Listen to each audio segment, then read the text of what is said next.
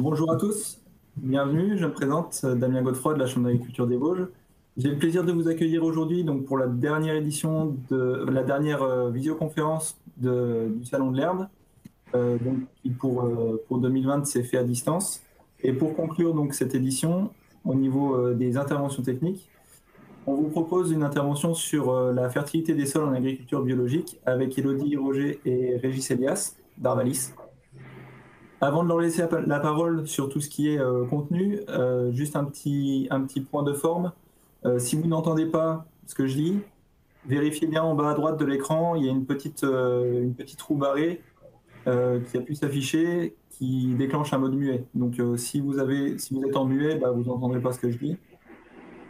Donc vérifiez bien en bas à droite de l'écran. Si jamais vous ne voyez pas toutes les diapos, vérifiez aussi toujours en bas à droite de l'écran, il y a deux flèches en diagonale qui vous permettent de passer en mode plein écran et donc de voir vraiment complètement les diapositives.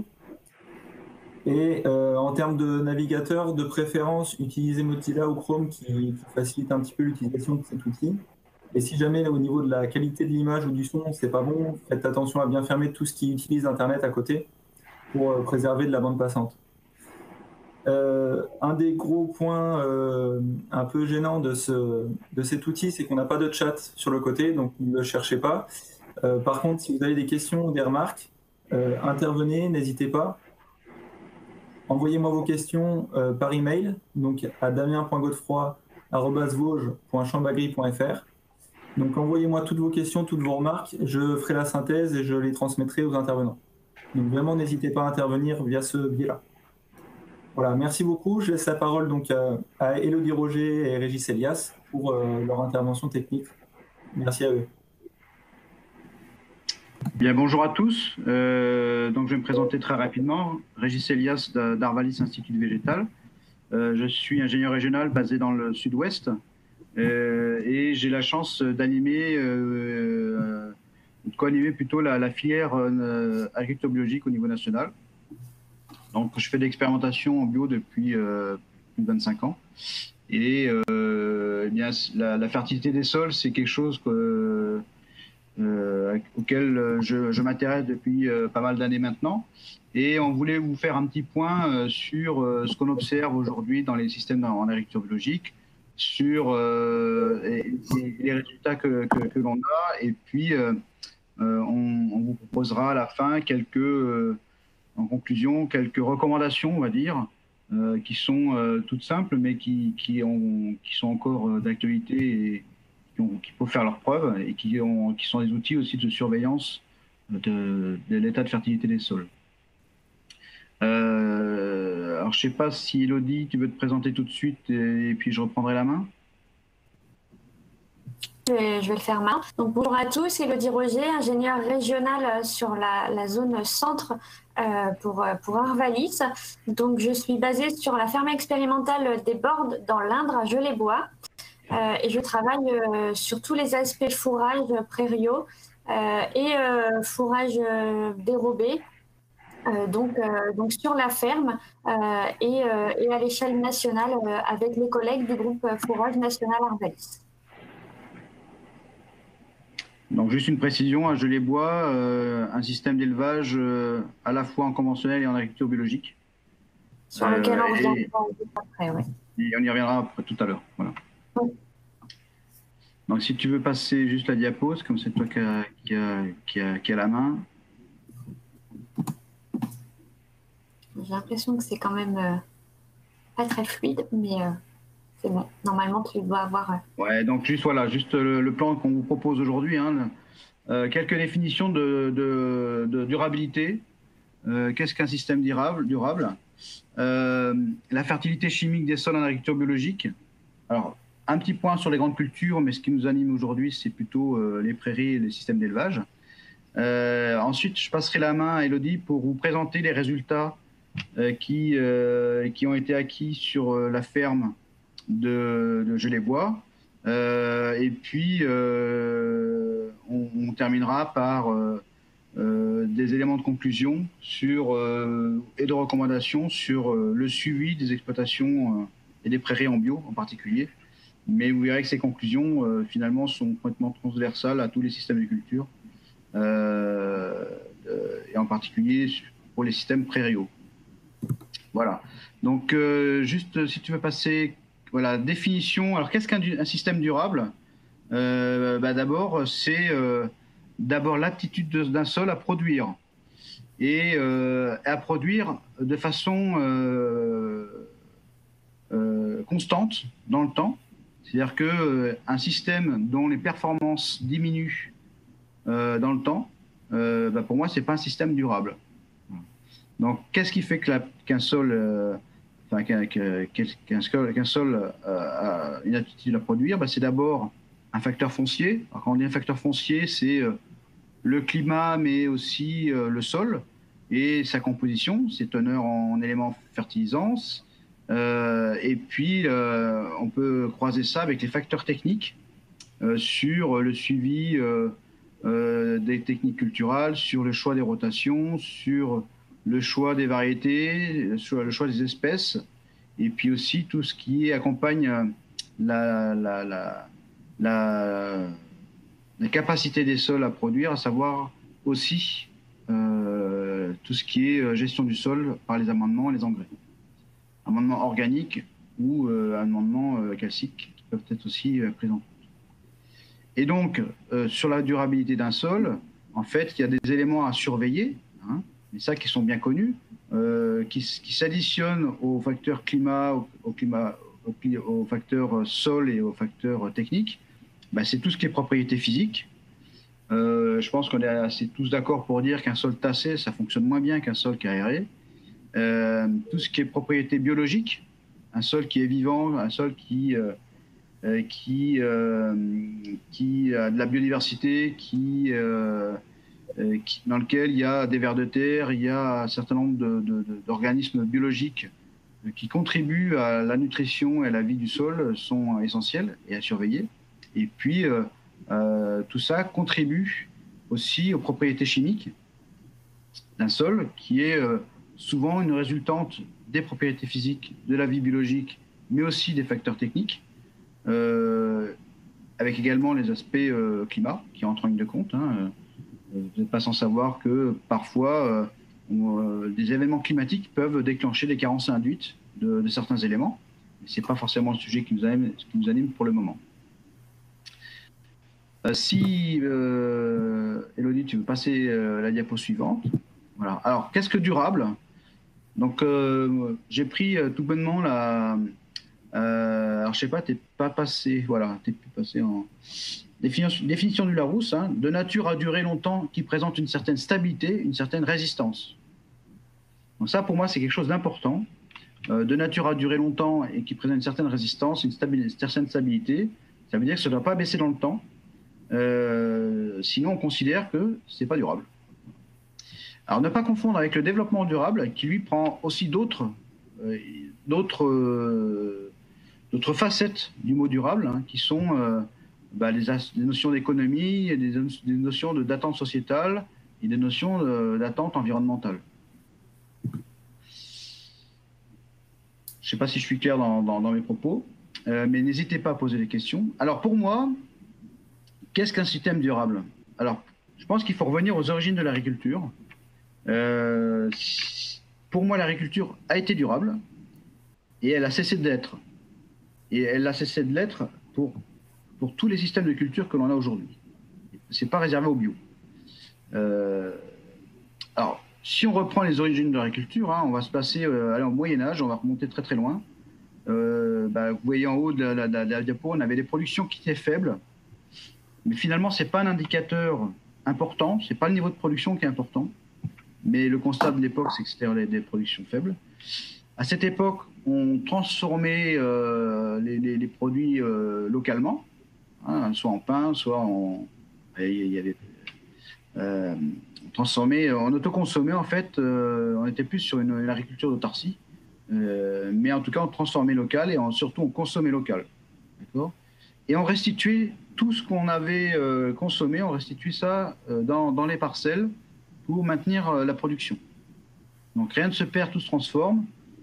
Comme dans la forêt, en fait, il y avait un bouclage des cycles permanent qui fait que finalement on n'exportait jamais rien des sols parce que c'était toujours restitué à un moment ou à un autre. Si on passe à l'agriculture d'aujourd'hui, eh bien, on a des productions optimisées, peut-être. On nous vante la transformation locale, ou non d'ailleurs, parce qu'aujourd'hui, on exporte une bonne partie de des productions, en particulier en conventionnel. C'est peut-être moins vrai en bio, mais vous verrez que ça ne change pas grand-chose. On déplace Alors, on peut prôner la consommation locale de produits, mais ce qui se passe, et c'est la petite bulle qu'il y a en bas à droite, en fait, on fait des déplacements et des pertes continues d'éléments fertilisants. Et donc, le retour de tout ce qu'on le consomme dans les parcelles a disparu, y compris en agriculture biologique, parce que tout simplement aujourd'hui, on peut faire, on peut faire ce qu'on veut. En fait, on peut restituer, on restitue pas dans les champs, et donc on a compensé par des apports exogènes. Hein. Donc on a importé des fertilisants dans les années, dans les 30 glorieuses, hein, ou alors aujourd'hui on importe aussi parfois des engrais organiques, des composts dans les systèmes qui ne sont finalement que des apports exogènes à l'exploitation. Donc tant qu'on n'aura pas épuisé les sources exogènes, eh bien, on peut essayer de maintenir un système en maintenant les performances, mais ce n'est pas pour autant que ça veut dire durable. Alors on s'appuie aujourd'hui sur un certain nombre d'éléments d'essai.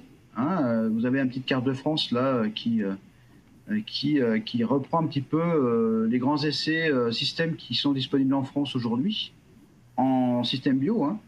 Donc, alors Villarceau, je vais commencer par le haut. Villarceau, c'est un système qui a été arrêté en 2015. Vous avez aussi Boigneville, donc en région parisienne, qui est plutôt un système de grande culture spécialisée, qui est toujours actif. Hein. Aujourd'hui, à l'époque, ça s'appelait Microferme, aujourd'hui, ça s'appelle Digiferme. Ce sont des systèmes, enfin, Boigneville, on observe des baisses de fertilité des sols, en particulier sur une culture qui est très utile en système bio, qui est la luzerne. Et si vous avez des questions, on pourra en discuter.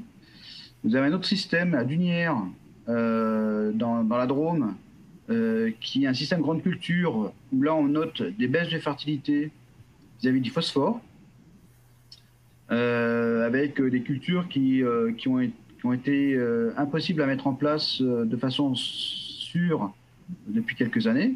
Et puis, comme on s'intéresse aujourd'hui plutôt aux prairies, bien, vous avez un système de polyculture élevage à Gelée-Bois, hein, dont s'occupe Élodie, qui est en bio depuis 1998. Donc ça commence à faire un bout, hein, 22 ans. Et qui donne aussi des signes de faiblesse, et je laisserai Élodie en parler tout à l'heure. Pas maintenant, même. Je crois que c'est à la diapo. C'est ça. C'est ce qui arrive. Donc, on va, pour rebondir sur ce que tu disais, donc, on va déjà un léger focus en fait sur ce qui se passe en grande culture. Donc, ce qui se passe à Boigneville notamment, avec la problématique de développement de la lutte qui sont observés sur ce site depuis un certain nombre d'années et qui ne s'améliore pas en fait. Donc, on voit déjà qu'en grande culture, un système d'agriculture biologique, on commence à avoir des facilités. Donc, l'idée aujourd'hui était quand même de s'orienter sur qu'en est-il en élevage. Et donc, c'est pour ça que va découler donc un certain nombre de diapos suivantes sur la ferme de Gelée-Bois, puisque c'est aussi des choses que l'on observe là-bas, mais dans un système différent, puisque c'est un système en polyculture élevage. Donc, la ferme expérimentale des Bordes, comme je le disais au début de cette présentation, elle se situe dans l'Indre, au sein en fait de deux, le Char et le Limousin. Donc, c'est une ferme qui se situe sur 3 sites et qui est support de 3 systèmes donc, de production qui sont tous indépendants les uns des autres. Donc, le premier est un système naisseur-engraisseur avec la race charolaise qui lui est conduit en agriculture biologique conventionnelle sur le site historique de la ferme des Bordes. Le deuxième, qui est un système naisseur-engraisseur également, lui est conduit sur la race limousine en agriculture biologique, dont les sites supports se situent à environ 5 et 8 km de la ferme historique.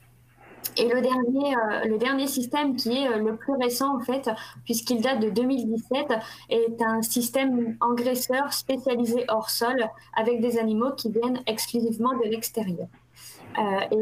J'ai oublié de présenter, pour rappel, pour ceux qui ne connaissent pas, donc la ferme expérimentale de Bordes est un partenariat qui date en fait de 75, qui réunit dans une première partie qui s'appelle un EIER. Ça réunit 4 chambres qui sont celles de l'Indre, du Cher, de la Creuse et de la Haute-Vienne. Et on a un institut qui constitue du coup le 5e partenaire, qui est Arvalis, avec en apport moyen technique donc 2 ingénieurs régionaux centres. Les 5 techniciens, en fait, eux, sont du côté de l'OIER, et on a 1,5 ECP en fait, sur le côté administratif et financier. Donc on va s'intéresser ici au système bio de cette exploitation. Donc on est sur une conversion des années 2000. Donc aujourd'hui on a 20 ans de recul environ.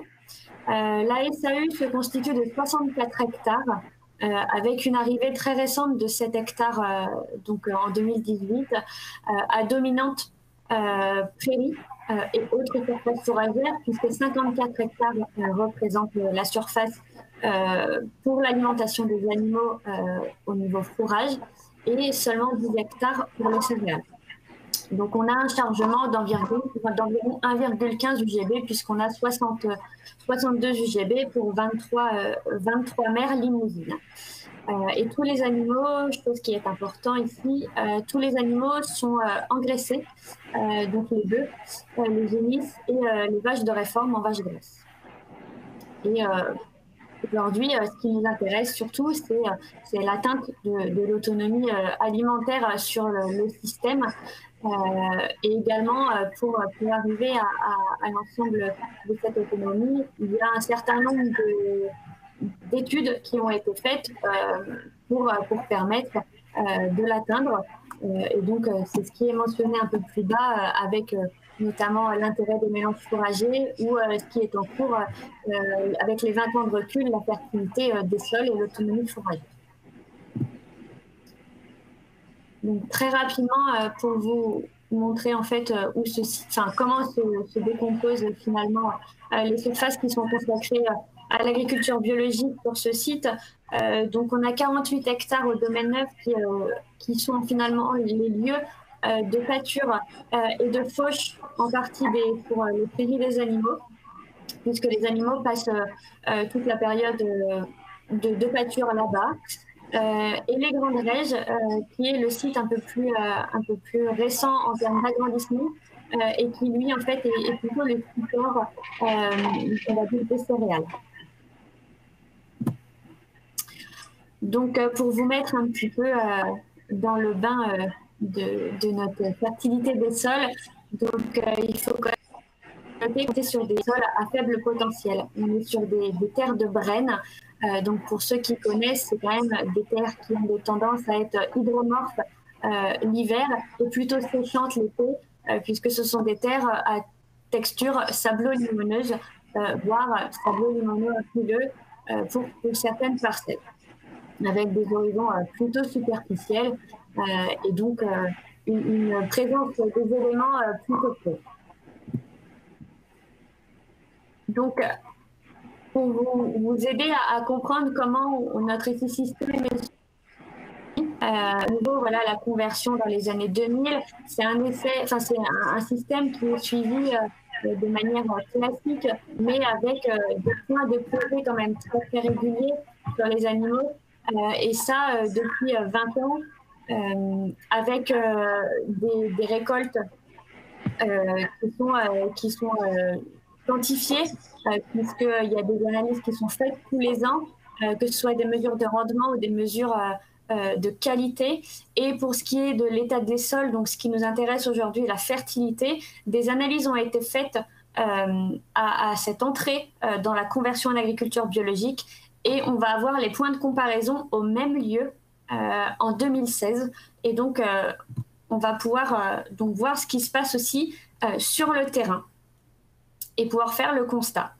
Donc, historiquement, on avait 175 de fumier composté produits par an sur la ferme. Et donc, ce qui équivalait à environ 8 tonnes de compost pouvant être appliquées sur les prairies, mais cela une fois tous les 4 ans. Et pour ce qui était des cultures, on avait environ 10 tonnes. Donc, ce qui veut dire qu'en moyenne, une parcelle en herbe recevait du fumier qu'une fois tous les 4 ans. Ce qui explique aussi, finalement, derrière, quand on voit, même si on partait d'un taux relativement faible de la présence des éléments P et K, comme on peut le voir sur les graphiques sur la diapo. Donc, on a quand même une tendance à la baisse plutôt présente sur l'ensemble des points d'analyse. Et donc, on voit que les baisses sont plutôt marquées dans les parcelles en rotation et les baisses sont plus ou moins stables. Donc, on voit la baisse est quand même moins notable sur des prairies permanentes. Du côté de la fertilisation minérale, donc tous les ans, depuis jusque 2002 environ, il y avait une application de Patenkali de phosphate naturel en complément des fumiers, que ce soit sur les prairies ou sur les cultures. S'en est suivi en fait en 2004 et 2008 des apports que sur les parcelles de culture. Et en 2016, ça vous le verrez après et gardez-le en tête même si je l'ai renoté. En 2016, il y a une parcelle de prairie qui a reçu du Patenkali. Donc c'est 50 unités de potasse, une partie de magnésie et également du soufre. Donc ça a été ajouté sur une parcelle de raies-gras hybride et de trèfle violet. Et également sur nous, les parcelles qu'on appelle les parcelles T10, en fait, qui sont composées d'un mélange dactyle, raies-gras fétuque, trèfle violet et trèfle blanc. C'est le mélange qu'on utilise presque quasi tout le temps sur la ferme. Et en ce qui concerne, par contre, la fertilisation externe, il y avait quand même déjà des achats qui étaient effectués avec des fientes de volaille déshydratées notamment à hauteur de 1 tonne par hectare en moyenne, que ce soit sur culture ou prairie. Donc je n'ai pas remis les années, mais là c'était 2016 et 2017. Et donc le premier bilan qu'on a pu faire après 20 ans maintenant, donc on voit que notre autonomie fourragère massique, elle est plutôt descendante, puisque pour le troupeau aujourd'hui, on a besoin de 110 tonnes de fourrage. Et ça, vous pouvez le retrouver grâce à la ligne rouge du coup sur le graphique. Et comme vous pouvez le constater, c'est que d'un point de vue climatique, 3 années normales seulement sur 17 années. Donc c'est-à-dire qu'on a une année à peu près tous les 6 ans. D'un point de vue hydrique, on a 2 années normales sur 5. Et en termes d'autonomie, on est autonome 9 années sur 17, soit à peu près une année sur 2. Depuis 2011, c'est beaucoup plus marqué. Vous pouvez le constater, j'aurais même presque pu mettre une barre supplémentaire. Ce qui se passe, c'est que c'est même 4 années sur 5 où nous ne sommes pas autonomes. Et vous pouvez le voir également sur le graphique, depuis 2011, il y a une petite barre orange qui apparaît dans les histogrammes. Ce sont des mélanges de MCPI, donc de mélanges de céréales protéagineux immatures ou des serres-pro pour la partie grain, donc céréales et protéagineux. Et sur le terrain, qu'est-ce qui se passe? Donc là, au niveau de l'autonomie, c'est clair, mais sur le terrain, on le voit aussi. Donc, on a des prairies qui sont dominées par les graminées, notamment. On a des légumineuses qui sont là, un petit peu, mais qui ne restent pas dans le temps. On les implante, l'année suivante, elles déclinent, et la 3e année, généralement, on n'a plus rien. Des prairies temporaires qui sont difficiles à implanter, Et ça, pour le coup, c'est plutôt lié au climat. On a aussi un salissement des parcelles qui se fait avec des plantes à rosette, notamment Picris et Rumex, puisqu'on a des parcelles qui présentent de plus en plus de trous, de plus en plus de sols nus, et ce qui fait que c'est forcément des espèces qui ne sont pas intéressantes en termes de qualité qui viennent prendre la place des parcelles intéressantes. Et donc, comme je vous le disais tout à l'heure, en 2016, il y a eu un suivi de parcelles. Et donc, on a commencé à avoir quelques réponses. Puisque, comme vous le voyez sur la photo, sur la partie de gauche de la photo, c'était la zone témoin, avec une dominance graminée. Et sur la partie de droite, il y a eu un apport de Patenkali. Et sur cette année-là, on s'est rendu compte, en tout cas, que effectivement, on avait quand même une présence de légumineuses plus importante. Donc c'est là où effectivement les premières questions ont aussi commencé à se poser du fait de la fertilité et des apports qui étaient peut-être pas aussi importants que les besoins auraient dû être pour la parcelle. Une autre réponse qu'on a eue également au travers d'une expérimentation qui était là en fait de la culture de trèfle violet en pot sur prairie permanente.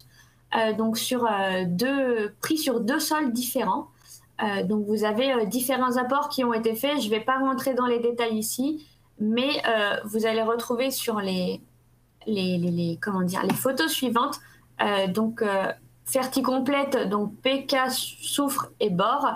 Ensuite, vous avez des apports seuls, donc soit phosphore, soit potasse, soit soufre, soit bore, soit physalgue, qui sont des phosphates naturels, ou le témoin seul. Donc vous retrouverez dans le même ordre, donc là sur les photos qui suivent, et on constate effectivement que notamment pour l'apport de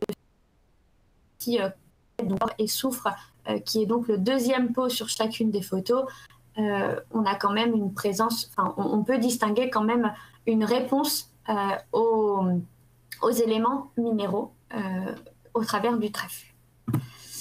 Et aujourd'hui, qu'est-ce qui se passe sur la ferme pour essayer de répondre à toutes ces problématiques de fertilité des sols? Donc, on a des expérimentations qui sont en cours sur prairies temporaires et prairies permanentes afin d'établir en fait un effet des différents éléments fertilisants autorisés en agriculture biologique aujourd'hui, voir quelle quantité il faut apporter, à quelle date et à quelle fréquence d'apport sur les différentes espèces, que ce soit graminées et légumineuses. Et on va essayer on observe leur rendement, leur composition, puisqu'il y a des tris botaniques qui sont faits chaque année, des tris espèces et des tris familles sur chacun des cycles de récolte. La valeur alimentaire, bien évidemment. Et donc, le but étant d'améliorer les références et de vous donner des réponses pour essayer de pallier à cette problématique de diminution de la fertilité des sols en agriculture biologique. Et donc, ça, ce sont des réponses qui vont être apportées, on l'espère en tout cas, dès le printemps 2021, puisque les essais sont encore en cours. La dernière période de récolte est donc celle de 2020. Et donc, on espère quand même pouvoir sortir de belles choses. Si vous voulez les modalités, je pourrais les ajouter dans le diapo, ou s'il y a des questions, on pourra vous les montrer. Mais on est sur des effluents d'élevage, notamment, ou des fientes. Et aujourd'hui, les premières observations que l'on a, c'est vrai que le comportement face à des apports en fumier sont plutôt positifs, en tout cas. Je vais redonner la main à Régis donc pour conclure cette présentation et laisser place aux questions de chacun. Alors juste peut-être avant d'afficher la diapo de conclusion, juste, c'est pas grave, juste un point quand même. Non, c'est bon. Juste pour dire que on vous a montré l'exemple de la ferme de Gelée-Bois, mais moi j'ai la chance de rencontrer pas mal d'agriculteurs et certains d'entre eux s'interrogent également.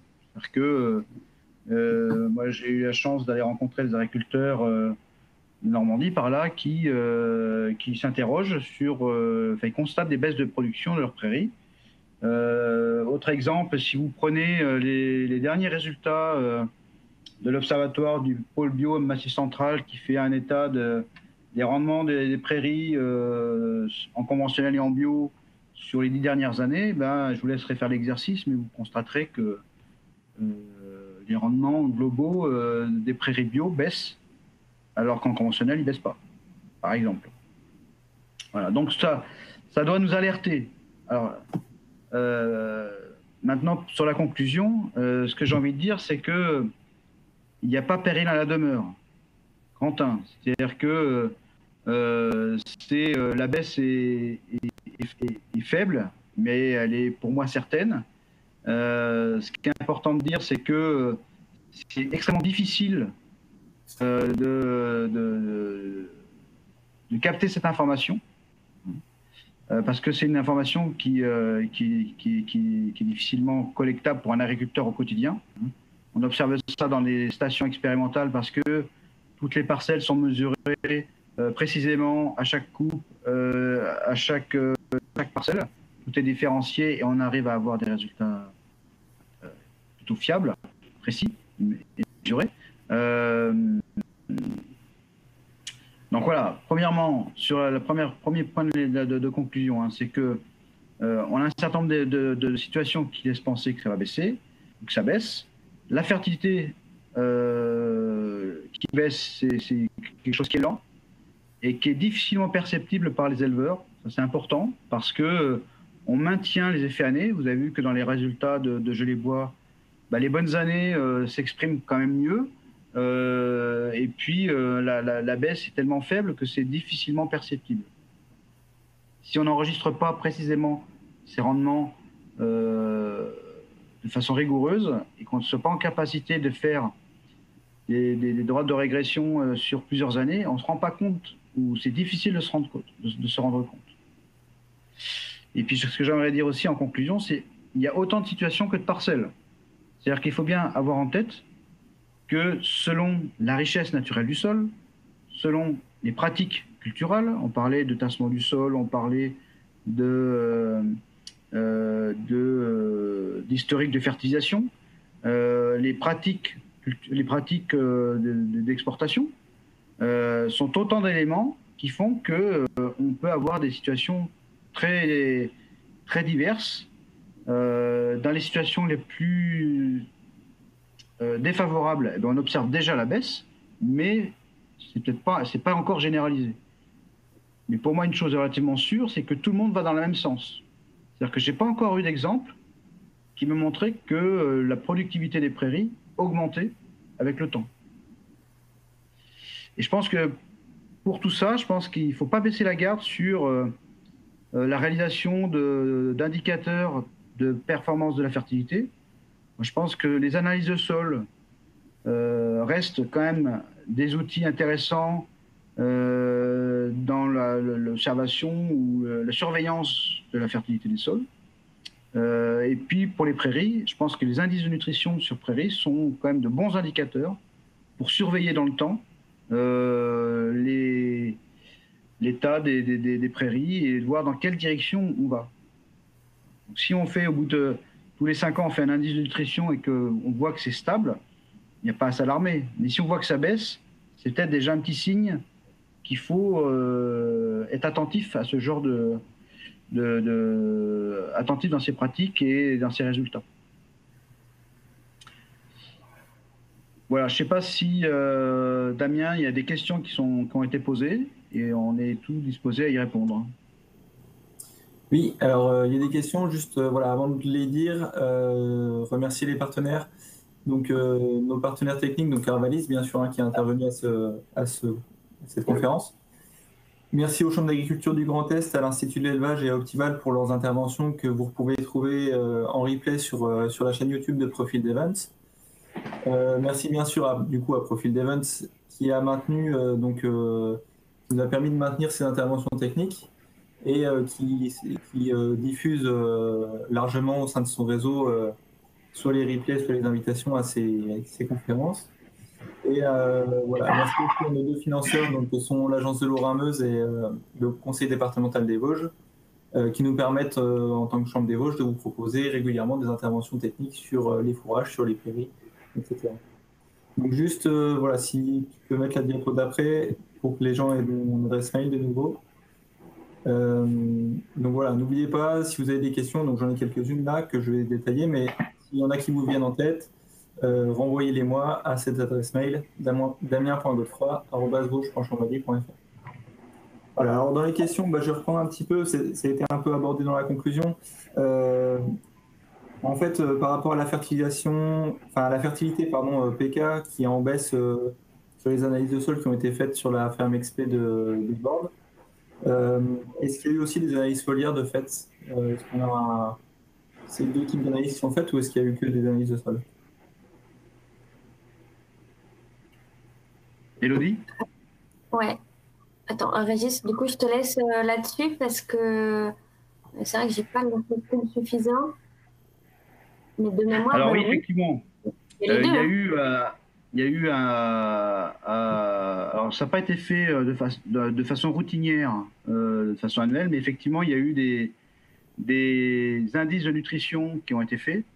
La difficulté qu'il y a avec ces indices de nutrition, c'est qu'ils sont très adaptés pour les prairies de graminées. Sauf que quand on a un système bio, on introduit très régulièrement des légumineuses, parce qu'on sait que l'association est extrêmement bénéfique. Et du coup, ça rend l'interprétation de ces indices de nutrition un peu plus compliquée.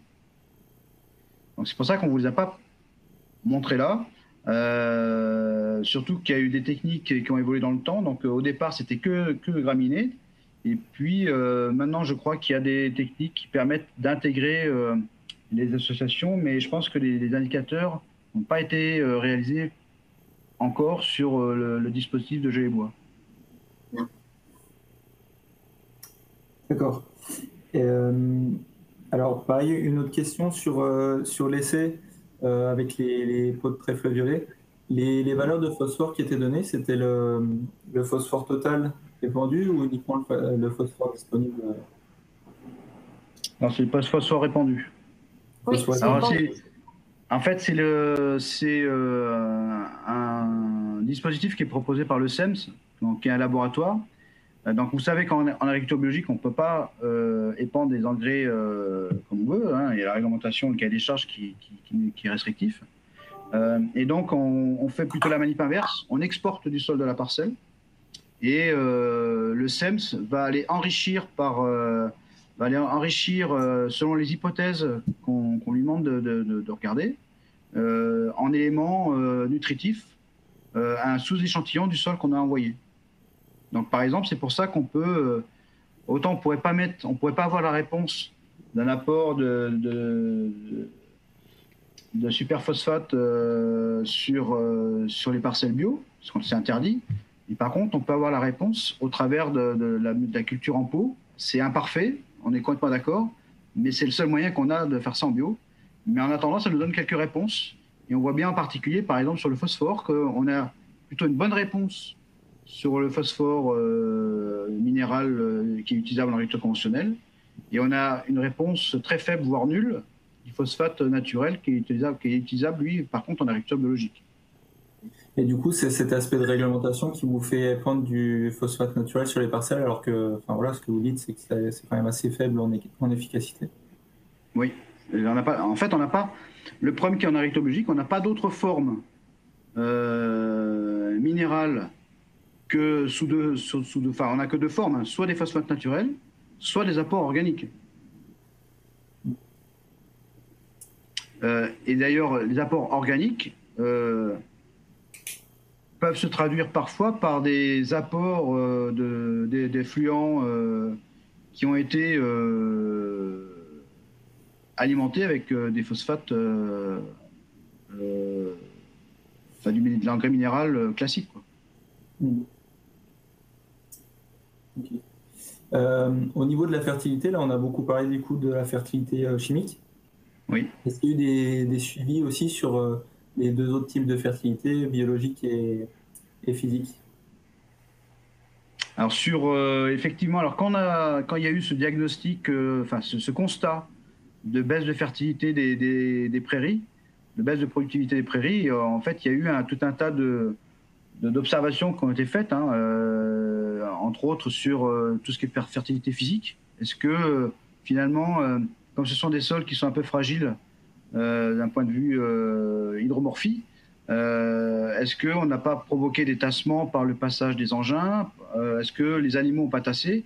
Et donc, sur la fertilité physique, il n'a pas été observé de problème majeur de tassement ou de problème de structure de sol.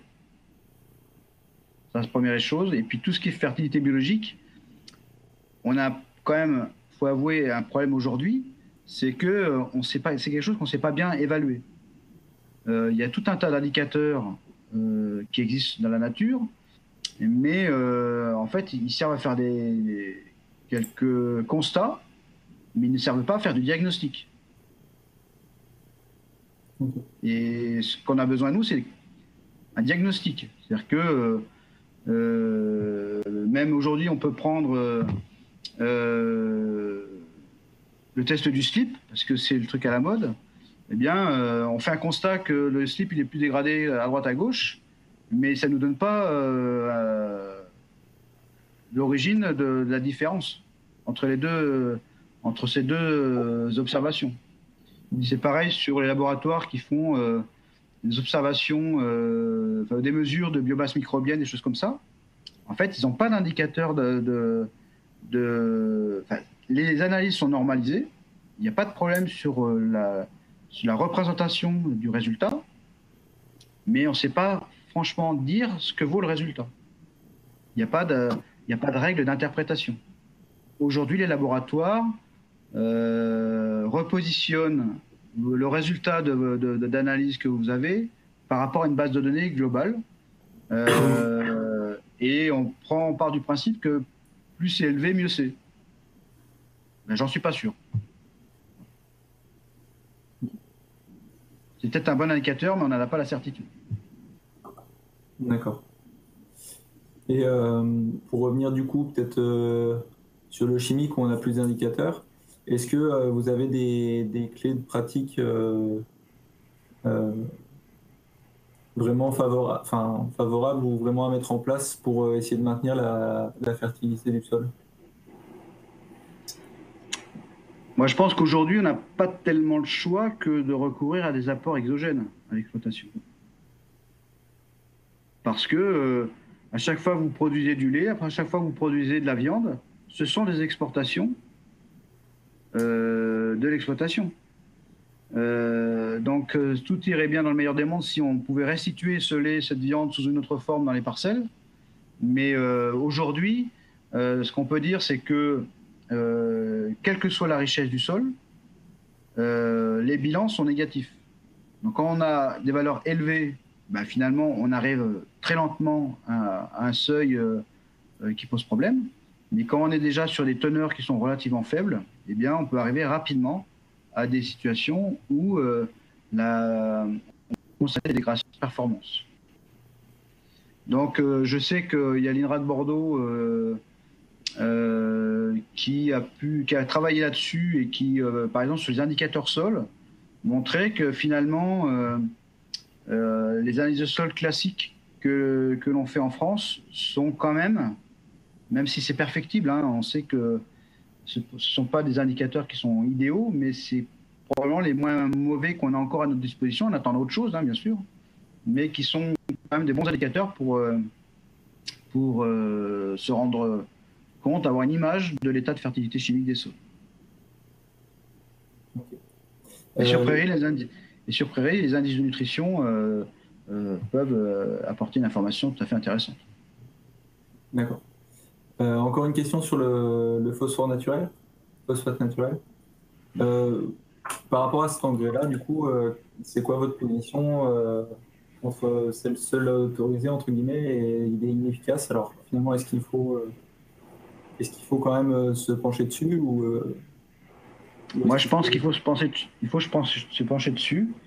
Parce que moi, je pense qu'il y a des différences d'efficacité selon le sourcing, selon les mines de phosphate. On peut imaginer qu'il y a des mines où ce phosphate... Alors, pour faire simple, hein, la différence entre un phosphate naturel et un superphosphate, au départ, c'est la même roche. Hein. Ça vient des mêmes mines. La différence, c'est qu'il y en a un qui est traité à l'acide et pas l'autre. Et c'est le traitement à l'acide qui rend les éléments disponibles. Donc ça, c'est autorisé en bio, donc on prend que la roche mère. Selon les mines, on peut penser quand même qu'il y a quelques différences d'efficacité. Mais ça, c'est notre problème aujourd'hui, c'est qu'on ne sait pas forcément bien tracer l'origine des phosphates naturels. On ne connaît pas bien leurs origines. Et peut-être qu'il y a des différences à voir entre les différentes mines de phosphate qu'il y a dans le monde. Il n'y en a pas en France. Mais ça, c'est quelque chose qui mériterait d'être regardé. Et si on arrivait à mettre en évidence des différences, peut-être qu'on pourrait conseiller de privilégier plus une mine qu'une autre. Mais aujourd'hui, voilà, on n'en est pas là pour tracer efficacement l'origine des roches que l'on apporte. Ça, c'est la partie, roche minérale, mais quelque part, ça ne nous résout pas notre problème de durabilité. Hein, parce que toutes ces roches, ce sont des mines finies, et qu'un jour, elles s'arrêteront. Et donc, lorsqu'on aura épuisé, eh bien, on retombe dans notre définition de la durabilité en début d'intervention. Hein. C'est-à-dire qu'aujourd'hui, même les mines, ce n'est pas quelque chose qui est durable, à partir du moment où elles sont finies. Et donc, je pense qu'il faut aussi travailler sur d'autres sources de phosphore par le recyclage. Je pense que la voie de l'avenir, c'est le recyclage. Alors, je sais qu'il y a des travaux qui sont réalisés un peu partout en Europe sur, par exemple, le recyclage des urines humaines pour aller récupérer le phosphore. Ça s'appelle les struvites. C'est pas autorisé en bio, mais peut-être qu'un jour, il faudra aussi se poser la question sur la réouverture du cahier des charges en bio pour que ça redevienne durable.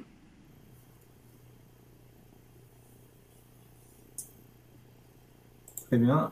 Alors, j'ai plus de questions qui me sont arrivées. Si jamais, en tant que spectateur, vous avez d'autres questions qui vous viennent en tête, n'hésitez pas à me les renvoyer. Je ferai le transfert aux intervenants sans souci. Encore merci à Régis et Elodie. Merci beaucoup. Et donc, voilà, c'était la dernière conférence du Salon de l'Herbe de cette année. Il y a encore une vidéo, si vous voulez, sur l'impact des 3 années de sécheresse qu'on vient d'avoir au niveau du Grand Est sur les troupeaux de bovins allaitants, donc qui est proposé par Optival et donc qui est en ligne sur la chaîne YouTube de Profil de l'Homme. Donc vraiment, n'hésitez pas Réunion va prendre fin dans 10 minutes. Donc n'hésitez pas à aller reconsulter ces vidéos plus tard, sans aucun problème. Elles sont disponibles, elles sont gratuites, donc profitez-en. Merci beaucoup, merci d'avoir été si nombreux à nous suivre tous les jours et je vous souhaite une bonne journée. Merci à tous et à bientôt. Merci à tous.